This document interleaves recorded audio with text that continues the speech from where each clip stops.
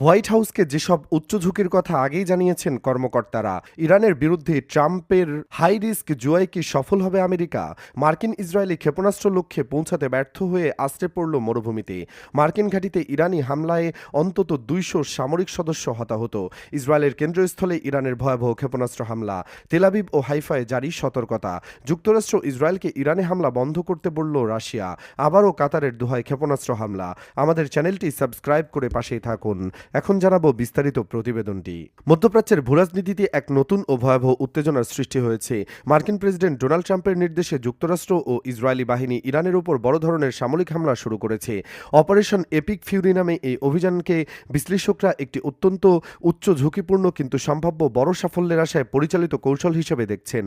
মার্কিন গণমাধ্যম হাফিংটন পোস্টের প্রতিবেদনে বলা হয়, ইরানের উপর মার্কিন হামলার আগে প্রেসিডেন্ট ডোনাল্ড ট্রাম্পকে বেশ কিছু ব্রিফিং দেওয়া হয়। এক মার্কিন কর্মকর্তা রয়টার্সকে জানিয়েছেন, ওই ব্রিফিংগুলোতে শুধুমাত্র বড় ধরনের মার্কিন প্রাণহানির ঝুঁকির ব্যাপারে স্পষ্ট সতর্কতা দেওয়া হয়নি, বরং মধ্যপ্রাচ্যে মার্কিন স্বার্থের অনুকূলে একটি প্রজন্মগত পরিবর্তনের সম্ভাবনাকেও তুলে ধরা হয়েছিল। শনিবার ২৮ ফেব্রুয়ারি পেন্টাগনের ভাষায় অপারেশন এপিক ফিউরি বা অপারেশন এপিক ফিউরি শুরুর মধ্য দিয়ে মধ্যপ্রাচ্য এক নতুন ও অনিশ্চিত সংঘাতের মুখে পড়েছে। মার্কিন ইসরায়েলি সামরিক বাহিনী ইরান জুড়ে বিভিন্ন স্থানে আঘাত হেনেছে, যার প্রতিক্রিয়ায় ইরান ইসরায়েল এবং নিকটবর্তী উপসাগরীয় আরব দেশগুলোর উপর পাল্টা হামলা চালিয়েছে। নাম প্রকাশে অনিচ্ছুক ওই কর্মকর্তা জানান, ব্রিফিং প্রদানকারীরা প্রেসিডেন্টকে এই অভিযান সম্পর্কে হাই রিস্ক হাই রিওয়ার্ড বা উচ্চ ঝুঁকিপূর্ণ কিন্তু উচ্চ সম্ভাবনাময় পরিস্থিতি হিসাবে বর্ণনা করেছিলেন। অভিযানের শুরুতে ট্রাম্প নিজেই যেন এই ঝুঁকির কথা স্বীকার করে বলেছিলেন, সাহসী আমেরিকান বীরদের জীবন হয়তো হারিয়ে যেতে পারে। বৃহস্পতিবার সেন্ট্রাল কমান্ডের প্রধান হিসাবে মধ্যপ্রাচ্যে মার্কিন বাহিনীর নেতৃত্ব দানকারী অ্যাডমিরাল ব্রাড কুপার হোয়াইট হাউসের সিচুয়েশন রুমে আলোচনায় যোগ দিতে ওয়াশিংটনে উড়ে আসেন। দ্বিতীয় এক মার্কিন কর্মকর্তা জানিয়েছেন, হামলাগুলোর আগে হোয়াইট হাউসকে ইরানের বিরুদ্ধে অভিযানের সাথে সম্পর্কিত বেশ কিছু ঝুঁকির বিষয়ে জানানো হয়েছিল। এর মধ্যে ছিল ইরানের ক্ষেপণাস্ত্রের আঘাতে ওই অঞ্চলে অবস্থিত একাধিক মার্কিন ঘাঁটিতে পাল্টা হামলা, যা মার্কিন প্রতিরক্ষা ব্যবস্থাকে অকার্যকর করে দিতে পারে, এবং ইরাক ও সিরিয়া মার্কিন সেনাদের উপর ইরানের মিত্র গোষ্ঠীগুলো আক্রমণের আশঙ্কায়। ওই কর্মকর্তা আরও বলেন, যুক্তরাষ্ট্র ওই অঞ্চলে ব্যাপক সামরিক উপস্থিতি নিশ্চিত করলেও জরুরি ভিত্তিতে সেখানে পাঠানো আকাশ প্রতিরক্ষা ব্যবস্থাগুলোরও কিছু সীমাবদ্ধতা রয়েছে।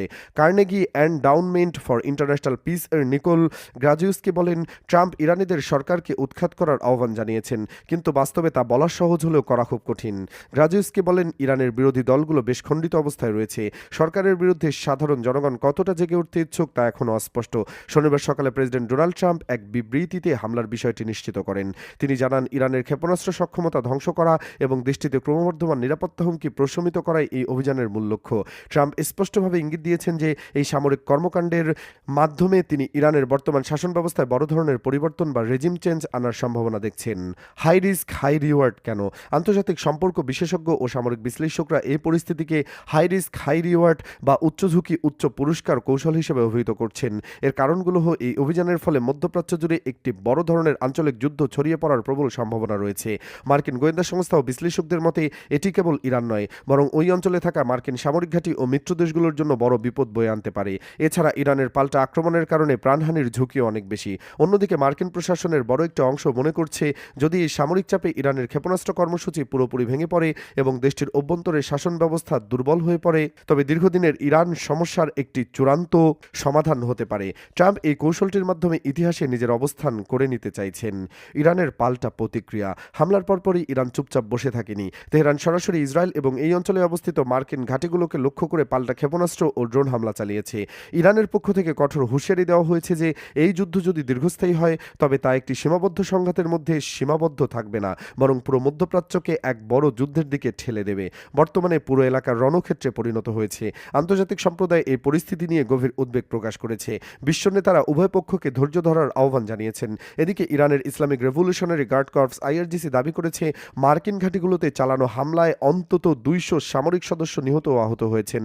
রেভলিউশনারি গার্ডের জনসংযোগ দপ্তর থেকে এক বিবৃতিতে বলা হয়েছে, মার্কিন ঘাঁটিগুলোতে ইরান যে হামলা চালিয়েছে তাতে অন্তত ২০০ জন সামরিক সদস্য নিহত ও আহত হয়েছেন। বিবৃতিতে আরও দাবি করা হয়েছে, হামলার সময় বেশ কিছু মার্কিন ও ইসরায়েলি ক্ষেপণাস্ত্র তাদের লক্ষ্যে পৌঁছাতে ব্যর্থ হয়ে ইরাক ও উপসাগরীয় দেশগুলোর মরুভূমি এবং জনবসতিপূর্ণ এলাকায় আশ্রে পড়েছে। এদিকে মধ্য ইসরায়েলের জনবহুল এলাকা লক্ষ্য করে একের পর এক ক্ষেপণাস্ত্র নিক্ষেপ করছে ইরান। প্রাথমিক প্রতিবেদন অনুযায়ী ইরানের ছোড়া ক্ষেপণাস্ত্রগুলো ইসরায়েলের অন্তত দুটি স্থানে সরাসরি আঘাত হেনেছে।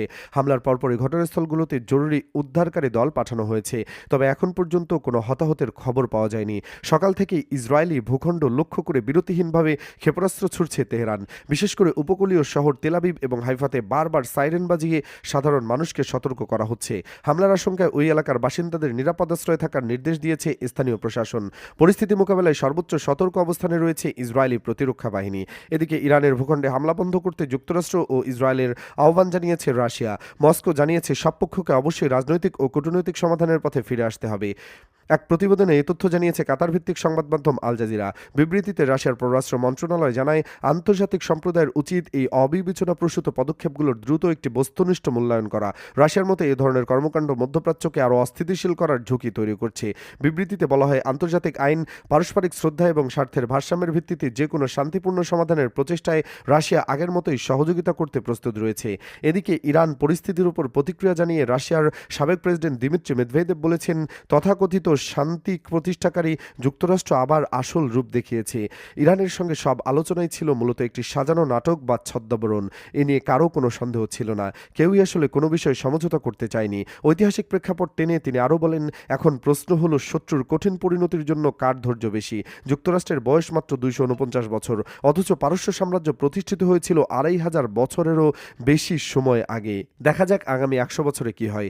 এদিকে ইরানের সর্বোচ্চ নেতা আয়াতুল্লাহ আলী খামেনি নিহত হয়েছেন, এমন দাবি করেছে ইসরায়েলি সংবাদ মাধ্যম। যদিও এ বিষয়ে কোনো পক্ষই আনুষ্ঠানিকভাবে কিছু জানায়নি। ইসরায়েলের টেলিভিশন চ্যানেল 12 অজ্ঞাতনামা ইসরায়েলি সূত্রের বরাতে জানিয়েছে, শনিবারের এক হামলায় ইরানের সর্বোচ্চ নেতা আলী খামেনি সম্ভবত নিহত হয়েছেন, এমন মূল্যায়ন করছে ইসরায়েলের কর্মকর্তারা। প্রতিবেদনে বলা হয়, এ বিষয়ে ক্রমবর্ধমান ইঙ্গিত পাওয়া যাচ্ছে। এদিকে কাতারের রাজধানী দোহায় আবারও ক্ষেপণাস্ত্র হামলা হয়েছে।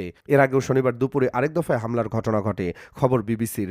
তখন কাতারের প্রতিরক্ষা মন্ত্রণালয় জানিয়েছিল, তারা বেশ কয়েকটি ক্ষেপণাস্ত্র প্রতিহত করেছে, যা দৃশ্যত এই অঞ্চলের বৃহত্তম আমেরিকান সামরিক ঘাঁটি আল উদেইদ বিমান ঘাঁটিকে লক্ষ্য করে ছোড়া হয়েছে। তখন দেশটির স্বরাষ্ট্র মন্ত্রণালয় জানিয়েছিল, হামলায় কোনো ক্ষতি হয়নি। এদিকে ইরানে যুক্তরাষ্ট্র ও ইসরায়েলের হামলার পর কাতার ও বাহরাইনে বসবাসরত মার্কিন নাগরিকদের নিরাপদ আশ্রয়ে যাওয়ার নির্দেশ দিয়েছে যুক্তরাষ্ট্র।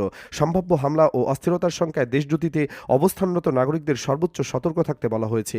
একই সঙ্গে কাতার এবং বাহরাইনের মার্কিন দূতাবাসগুলো তাদের কর্মীদের নিরাপদ আশ্রয়ে যেতে বলেছে। শনিবার 28 ফেব্রুয়ারি এই দূতাবাস দুটি পৃথক বিবৃতিতে এসব কথা বলেছে। এই দূতাবাসগুলো ঘোষণা করেছে যে তারা তাদের সব কর্মীর জন্য একটি আশ্রয় পরিকল্পনা বাস্তবায়ন করছে। পরবর্তী নির্দেশ না দেওয়া পর্যন্ত সব আমেরিকান নাগরিককেও একই কাজ করার পরামর্শ দেওয়া হয়েছে। এর আগে আজ ইরানের কয়েকটি স্থানে যুক্তরাষ্ট্র ও ইসরায়েলের অতর্কিত ক্ষেপণাস্ত্র হামলা চালায়। ইরানের গণমাধ্যম জানান, প্রতিক্রিয়ায় মধ্যপ্রাচ্যের সব মার্কিন ঘাঁটি ও ইসরায়েলে হামলা হচ্ছে।